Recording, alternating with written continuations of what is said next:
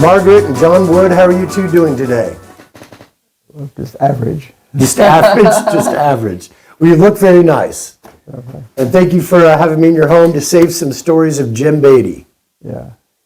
So your background is you grew up here in Indianapolis and you went to Shortridge? Well, most of the time. We moved here in 1943. 1943. And you went to Shortridge High School? Yes. I was in junior high when we moved here. And where did you move from? Where did we what? Where did you move from to here? Canton, Ohio. Canton, Ohio. Cleveland area. Cleveland area. So did you end up growing up here? In this house, yeah.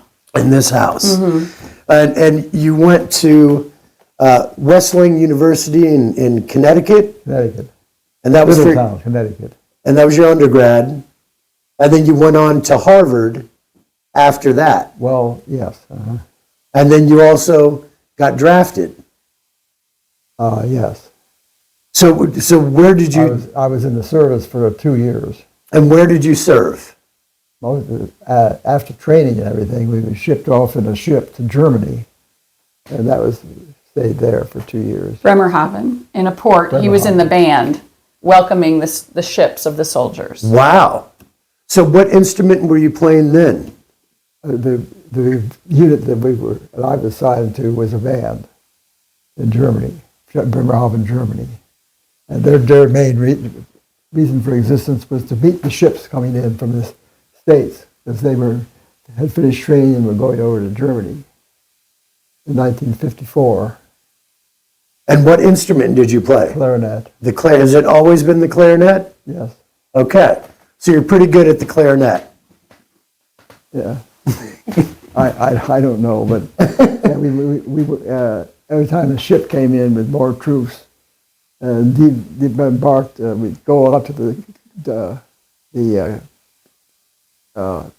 area where the ships docked, and we'd have to stand out in the cold weather sometime waiting for because there's this rail line that came in there, and big officers, general officers and so on, would come down and go onto the ship and sit there and talk for a long time, and usually while you were out there getting cold. How many people were in the band? Well, I don't know exactly. I'd say Like 100 or like 20? Not that many, maybe about 30, maybe. 30, okay. And you did that the entire time as you served? The time that I was stationed there. It was interesting because we had a really nice barrack to live in. Nice rooms and everything, all had. Obviously, and most of the city of Bremerhaven had been completely destroyed by bombing. And Wow. the bombers obviously had deliberately did not do any bombing to where the band was located.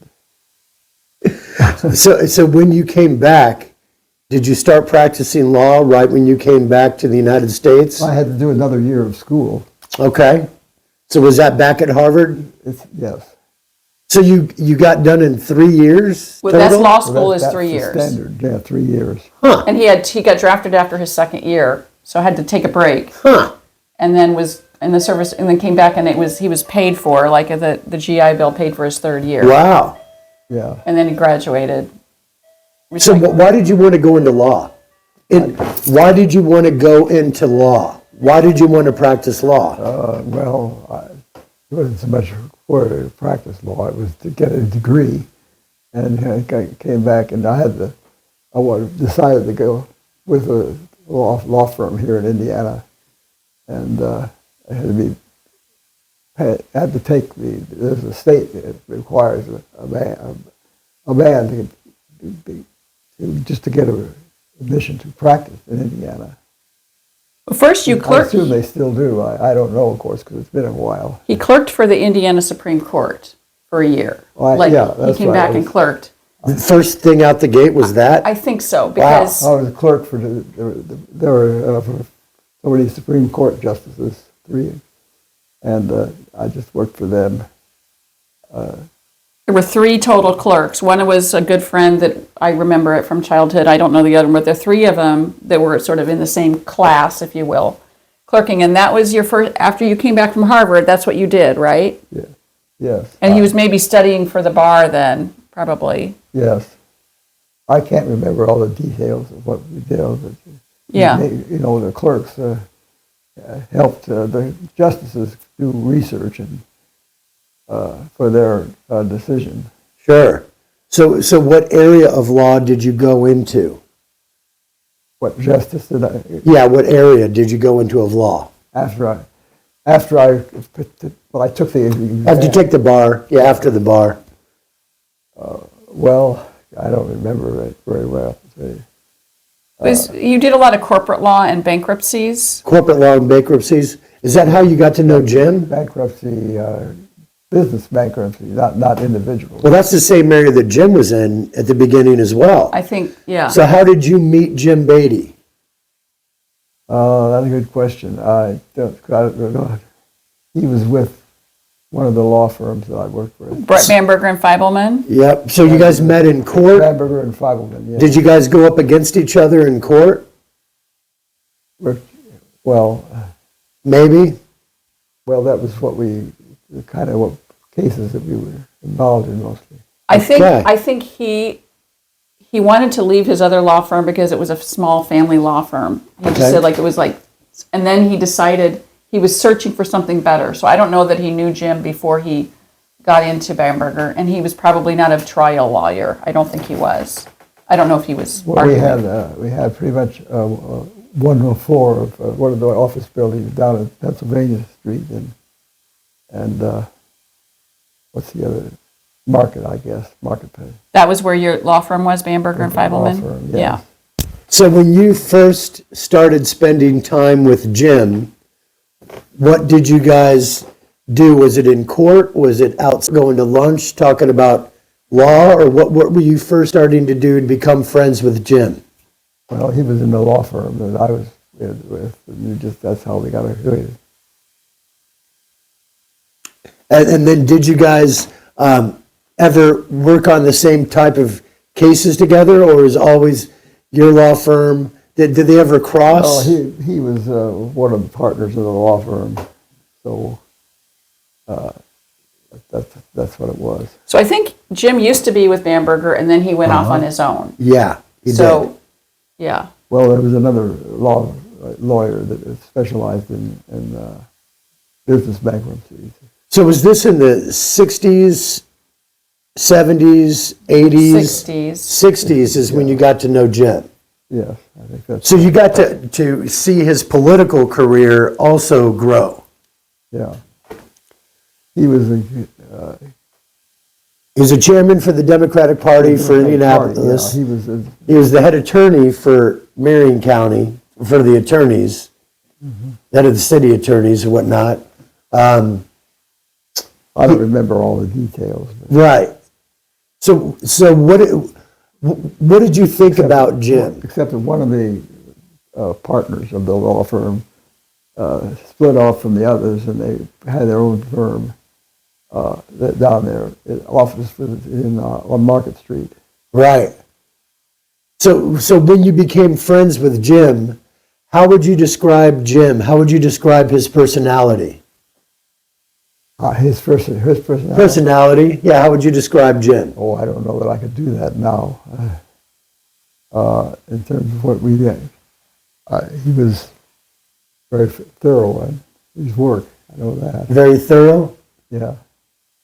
He's kind of got a unique And I sense did- of humor, too. I did take the bar exam for the State Bar Association. It gives every year to lawyers that have graduated the schools. You still have to pass this exam to be admitted to the bar. So did you get to know his wife, Phyllis? His wife, Phyllis? yeah, I think, there, Sarah, you said? Phyllis. Phyllis. Phyllis Beatty. You remember Phyllis? Yes. Yeah, she became good friends with my mom. My mom would call Phyllis for a period of time, she would say that was her best friend. So what are some of your perspectives of being young and Jim and John's dynamic, just it just kind of reflect on some things? Well, probably it was very, from my dad's point of view, it had been very work-oriented. Like, they would like to talk about topics, and my dad is always very interested in politics, even though he Okay. was not a Democrat, but he was also a member of the ACLU. So he's kind of, so.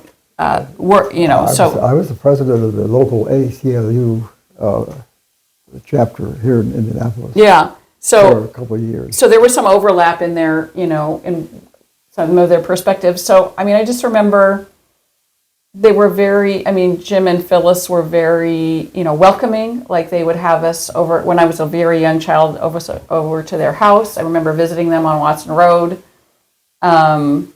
And I know that my mom was involved with Well, Phyllis. we didn't live on Fitz and Watson Road. No. What? We didn't live in Watson Road. No, we didn't. We visited them. Yeah, but we lived in Carrollton. We lived on Carrollton. Like next to the Monon now? It was a double. 30, Up and down 33, double. 30th, like Got it. way Okay, down there. Got it, Yep. okay. Yep, so not too far from the Watson area. Right. Like 35, we were 30, Carrollton. So, but in terms of, they were just very, very nice people. That's all I can say. And my mom really appreciated Phyllis. Phyllis was a very supportive person to my mom when she went through my mom went through some hard times. And I know Phyllis was a part of a prayer group, and my mom went into that prayer group, and it was very significant for her. And so Phyllis was a very stable and good friend to my mom for many years. Did you ever travel with Jim? Did you ever travel outside of Indianapolis with Jim? Did you ever go down to Florida? Some people have been down to there. No, they didn't travel. They didn't. It was more, like I said, it's a little bit more work on the work topical, Okay. work topics. That's, my dad likes to talk about that sort of thing. So that's when he said Jim was very thorough in his work. That's one of the things he would have recognized. But I know that Jim recommended him. Jim was instrumental in helping my dad get into some work that he really enjoyed. It was because of Jim, and Jim taking the initiative to see that my dad could do, could be good at certain things, that some doors were open for my dad. So what and I know it might be hard to reflect, but what are some of your memories of spending time with Jim? Anything specific or just that kind of stand out that you like to share? Well, I don't know. It's pretty hard to remember his age. As I say, there was this other partner who was more of a senior partner of the law firm. He and Jim worked together quite a bit. Well, and most of them these were business bankruptcies, not individuals. Right. And it included bankruptcies that were up in the northern district of Indiana. Had cases. Now, did you know or get to know Andy Jacobs? Because he worked with Andy Jacobs' campaign a lot Right. for years. Do you have any memories of that scenario and kind of what happened, or Jim's involvement, or you being around as things were happening? Well, the senior partner that went off separated from some of the others, and they formed another law firm that was up on Massachusetts Avenue. Do you remember anything about They moved there out from what it was in the building next to Market Street. Okay. Do you remember anything about Andy Jacobs? Is it what? Do you remember anything about Andy Jacobs and Jim Beatty working? Well, I just remember this, Andy Jacobs. Yeah. Well, as I say, he had this other law firm Andy did? Massachusetts Avenue. Did you ever go to the campaigns? Did you ever go to the rallies and everything? Well, I don't remember anything specific. He campaigned for Bill Ruckelshaus. Bill Ruckelshaus was a Republican campaigning for the U.S. House, and evidently I was 2 or 3 years old, and I was saying vote for Ruckelshaus. That's what I was told, So this is 64, so he was kind of on the other side. And Do you happen to remember Lynn? Jim's daughter, Lynn. Do you remember Lynn, Jim's daughter? Lynn Beatty. Yeah, I sort of remember her. I don't remember all the details of it.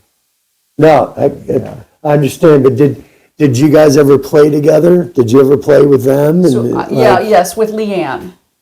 Okay, Yep, I remember because I'm the same age as Leanne. So that's my memory when we went over to their house on Watson, that I have a memory of that. I think she's in my baby or my kid parties, like as I was young, like photos of different birthday parties, right? So she was in all those photos. got it. Back in maybe until, early grade school. Yeah. And then they moved farther out, we moved, and so the families didn't really get together, like the children. But So when was the last time you actually were able to spend time with Jim? How long has it been that you've been able to see Jim Beatty? The Navy? Jim Beatty, how long ago did you see him? It was about a month or two ago. That what? Jim Beatty, you met Jim Beatty at the coffee house. Yeah, he liked to go over it's over there on Pennsylvania. The Hubbards and Craven? Hubbard and Craven, yep. And are you guys talking politics when you're over there? Is that still kind of a little bit, or? Oh, some, yeah, once in a while. So what do you think about how everything's going right now with Trump and the tariffs and everything? What's your kind of view on that? Jim's got his own views. I'm not quite understanding your question. Just what you think about the current realm of politics with Trump and how he's been doing it. What do you think about Trump? What do I think about Trump? Yeah. I won't mention that. Do you know about Jim Beatty's website that's Trump the Bribe? Have you heard of that? That they did research and they put it on a website about Trump being bribed by Putin? I'm not focusing on what you're talking about. Yeah, he's not a techie, so he doesn't go on a website. Okay. I do remember seeing coming across some papers from Jim Beatty about that, like maybe it was like something typed up Yeah. in his papers. Basically, the oil company, $12 billion of shares of the oil company in Russia, from Putin to Trump, if Trump does the right thing by Putin. Right. Oh, And Jim's got it all mapped out. yeah, I did see, like I said, I saw it something typed out in his papers. Right. Yeah. They had, he and his senior partner moved to had their own office on Massachusetts Avenue, I think somewhere down there. Okay. Would you consider Jim one of your closest, longest friends? I think so, yes. Yeah? What do you like about his brain? What do you like about up here? About his, Intellect. What do you like about Jim's intellect? oh, he's good. He said you're one of the smartest people that he knows. You did. Oh, you've already talked to him. I was asking him about you. Oh. Just a little bit. I don't keep all these details in my head. I just know people that I worked with a lot. Sure. Jim came to visit him in the hospital, which I was so impressed with when he had an accident. He never had one, but a car accident in 2009 or something. I had an accident. Yeah, you had a car accident, and I was there visiting him, and Jim Beatty came in. I mean, that was so, in terms of friendship, that was... I don't remember that. Yes, I remember it very well. He came at least, and there was some politics show going on in the hospital room, and they were talking about it. Okay. And anything else that you recall of them popping in, or just situations that might be a little harder to pull out? Yeah, well, like I said, that one, I don't live here, so I don't see it happening, but I was back here visiting because of the accident, and he was just so great, showing a personal interest in my dad. and they enjoyed talking with one another. I could see that rapport, that they like the same topics. He's got an interest in politics. Jim has an interest, obviously, in politics. I could see that they liked I know connecting we bought on this that. house. We was here in 1967. Uh-huh. You probably already have that information. Hmm. And that was possibly where we originally lived for after we were married. It was an up and down double. Oh, yeah, you're talking about this house. Yeah, but we want to talk a little bit more about Jim right now, Jim Beatty right now. Yeah, I know. But Yeah. that had a lot to do with where we lived. Yes. How close you were in proximity to Jim, where Jim was and living? Well, yeah, we moved. He moved. This family moved here, and then I think I don't remember where. We had two children by that time, and there wasn't enough room in the original house because it was up and down double. This is our house that he's talking about. Right.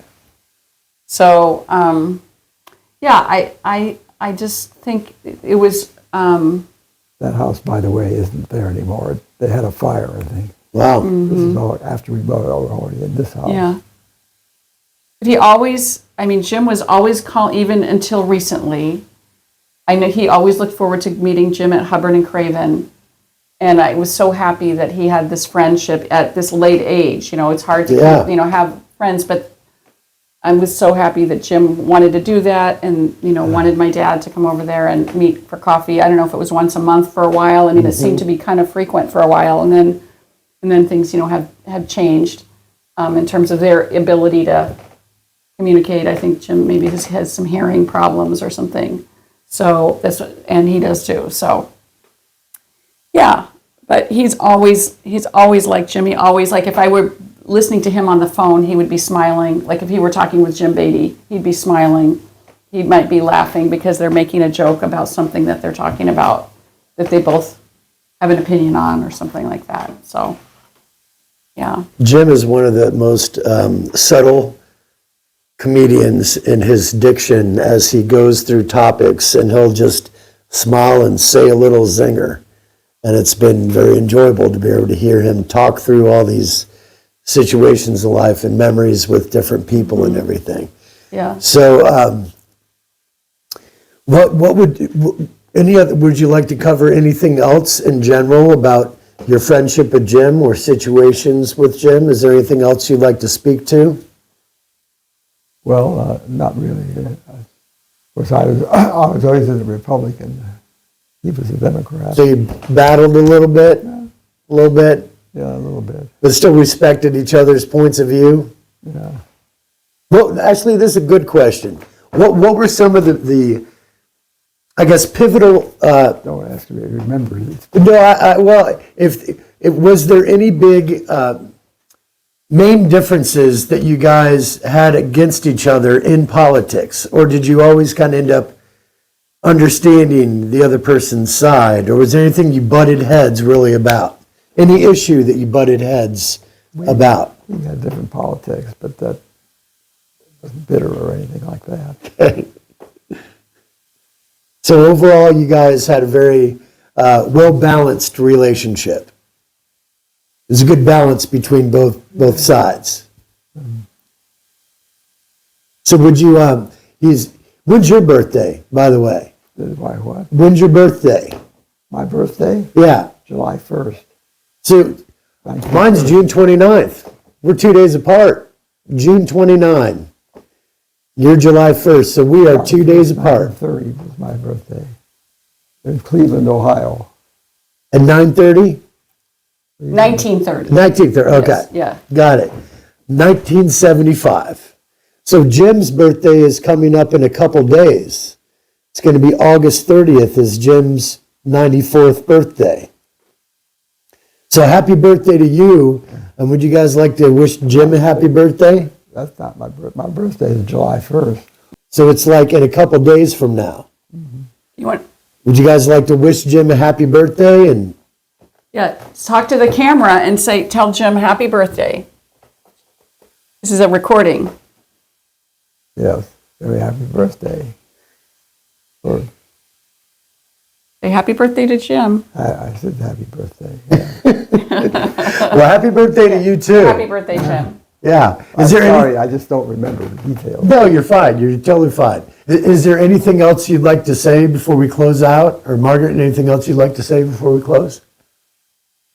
Are you happy that you've had Jim for your friend for so long? Isn't it been nice to have a friend of Jim Beatty for so long? My wife's Patricia, Yes. and